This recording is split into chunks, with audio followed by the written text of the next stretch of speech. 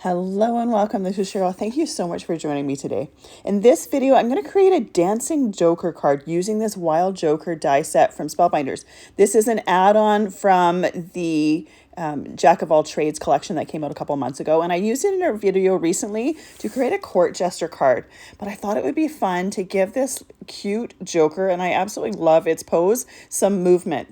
So I've got everything already die cut. I wanted to do it in the colors from the deck of cards, so I've chosen white, black, and red and just added a little bit of matte silver for a fourth color, but I didn't want to add an actual color other than something that was going to go well with it.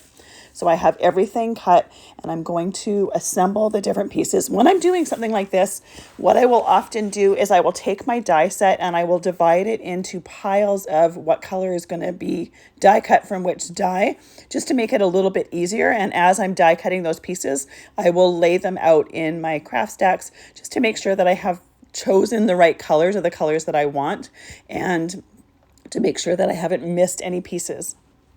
And at first glance, there is a lot of pieces, so it can originally be a little bit overwhelming when you see them all, but by laying them out by the different colors that I want to cut them in, and then laying them out in my craft stacks. And for this one, I'm using the large craft stacks because it gives me a little bit more room to lay everything out, just to make sure I have everything cut in the right colors. It is a little bit less overwhelming. And then when it comes to gluing everything together, you can see that I'm going back and forth between different pieces. I like to use liquid glue to glue everything together. It gives you a little bit of wiggle room. And then I have a large acrylic block that I put everything under while that glue is starting to dry. Now, because some of the cardstock here is that matte silver cardstock, that it has a coating on it. So it doesn't dry quite as quickly as it would if we were using two pieces of cardstock. Cardstock to cardstock, because it's absorbent, it doesn't have a coating, it will dry a lot quicker. So I do give those pieces just a tiny little bit of extra time. It doesn't need a lot, but it does need just a little bit of extra time. And you can tell as I'm going through, it might seem like there's no rhyme or reason, but I'm just going through and adding different pieces to each piece, different layers, and slowly building it up. So I'm not working on just one piece and waiting till that's completely done. I'm putting a piece or two onto a piece. I'm gluing a piece or two together, putting it under my acrylic block so that glue can set, and then working on something else doing the same thing. And then I will come back to it and add another piece or two, depending on which piece it is and how many different layers there are. And once I have all the individual pieces done, I will start assembling the other layers together. So now that my arms have those cuffs on there and that glue has set, now I'm putting it onto the top of the body. And anytime with Spellbinders dies, when you have a layering set like this that has layers that go on top of each other, I love the fact that when you do your die cutting, it indents, or it has little lines to show you exactly where those pieces go. So there's very little guesswork to it. It makes it really, really easy to put these pieces together. Sometimes I will be looking at the cover of the die just to make sure that I have put it where it's supposed to go and that I'm not mixing something up in my head, because sometimes I'll do that. But it's very, very intuitive often for putting these things together. And like I said before, there is a lot of pieces to this, so it can get a little bit overwhelming to start.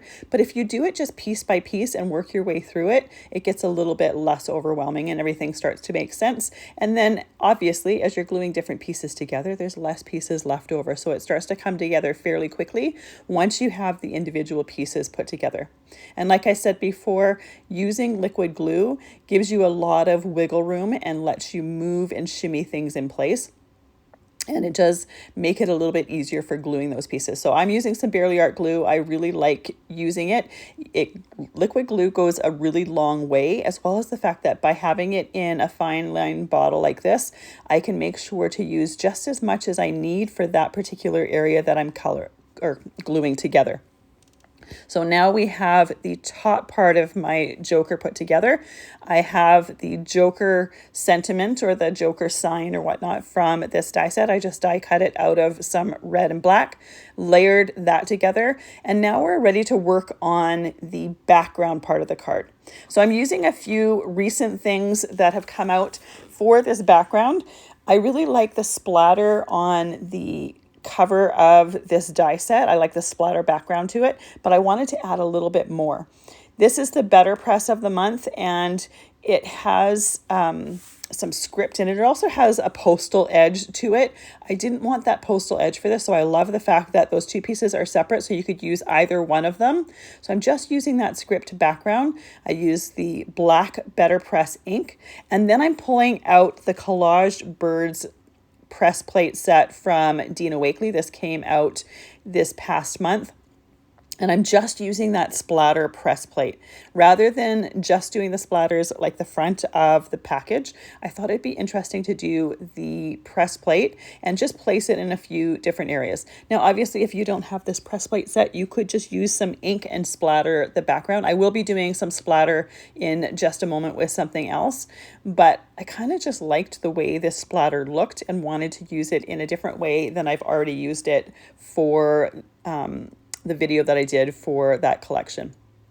So I'm using some Vermillion archival ink for this. You could easily use distress ink or whatever ink you want. I chose red because I wanted to tie in the red cardstock from my Joker. So I inked it, put the top onto the base and put it through my machine, and did that 3 times, moving it around and making sure that I twisted and turned it while I was moving it around, so I didn't have that pattern all in one direction. Then I'm taking the Spellbinders watercolor mixing set, but I'm only taking the pearly silver one, adding a little bit of water to it with my Mighty Mister, and then splattering that on the back. You could also use some silver acrylic paint or something like that. That would work as well. Once I let that completely dry, I trimmed that piece down to 4 inches by 5¼ inches. I'm using a piece of poppy cardstock to create a mat around it. So that is trimmed to 4 1/8 by 5 3/8. And then I'm going to glue those to the base of my card before I start working on the dancing mechanism for my Joker.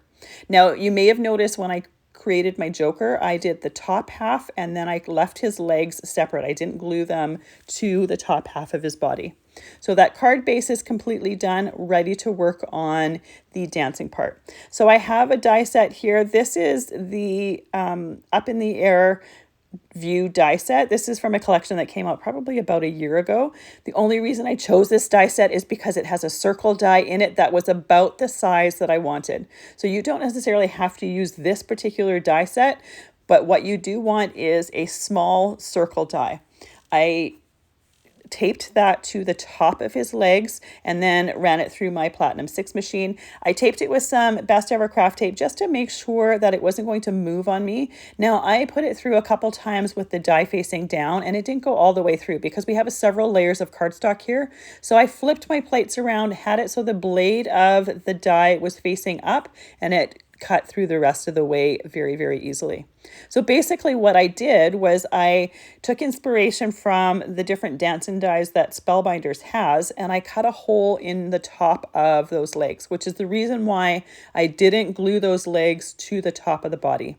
Now I want to choose a foam pop dot that's smaller than that circle, and I put that in the middle of the legs, and then I just let them swing around just to make sure that I was getting that movement. Now I'm putting some foam pop dots on the top half of the Joker. Now when I'm putting it on the top half, I'm making sure that they are high up on that die cut. The foam pop dot from the legs is also going to be towards the bottom of this, so that's going to give him a little bit of support there. So I'm only putting these pop dots towards the top and then on the hands because I want them to be supported. I'm also taking that tape backing off, and I will put that on the top of the legs. Now, once I put them on the top of the legs, I realized that I had my Joker a little bit lower than I wanted him to be. So I'm going to shift him up just a little bit higher, just so that it kind of looks like it's a little bit more centered in the card. Now, the nice thing about these foam pop dots is because I hadn't pressed it down, it had a little bit of wiggle room to it. And then while I'm creating, I always am regularly testing and making sure that those legs have movement to them. Now, I actually prefer the movement of the legs before I put the Joker sign on. You could see that it had a lot more swing to it. Because I put the Joker sign on with some foam pop dots, it does restrict the movement of the legs a little bit because some of those pop dots get in the way. Right off the bat towards the right hand side, my pop dot there is too big, so I pick that up and I'm going to put a smaller pop dot on there just so that that has a little bit more movement. But if you want the broader movement that the legs had before putting that sign on there, either you can eliminate that Joker sign altogether, or another option would be to only use some glue on the upper body and just glue it there. So I left it on there because I already had those foam pop dots on there and I didn't want to take them off, but that is an option if you want those legs to swing a little bit more. I just wanted a little bit of movement. I didn't think it needed to have a ton to it, so I just left it as it is. So for the inside of my card, I wanted to add some mats as well. So I have some Raven cardstock here that is trimmed to 5 3/8 by 4 1/8, and then some Poppy cardstock that is trimmed to 4 inches by 5 1/4 inches. The reason I'm adding these mats to it is I happen to have a sentiment that was done from the Bestie's Sentiments press plate set. It says dance like no one's watching, and I had it embossed with silver embossing powder, so it worked really well with this whole color scheme, and I just thought it was fun that it kind of went with the dancing card as well. The last step to this card while I'm waiting for the inside layers to dry is to take some silver Nouveau drops, and I'm just putting them on the little round bits at the end of his hat, at the end of his collar, as well as his shoes. So it just adds a little bit of extra texture and a little bit of extra dimension. Then once that's dry, we have a fun card that it just makes me smile. I love that color combination. I love looking at this Joker with the dancing legs. I think it works really well with this particular die set. So it's a fun thing to do, to take a look at your dies and see different ways that you can make them or turn them into interactive cards. Thank you so much for joining me today. I really appreciate the time that you spent with me. I hope you have a fantastic day.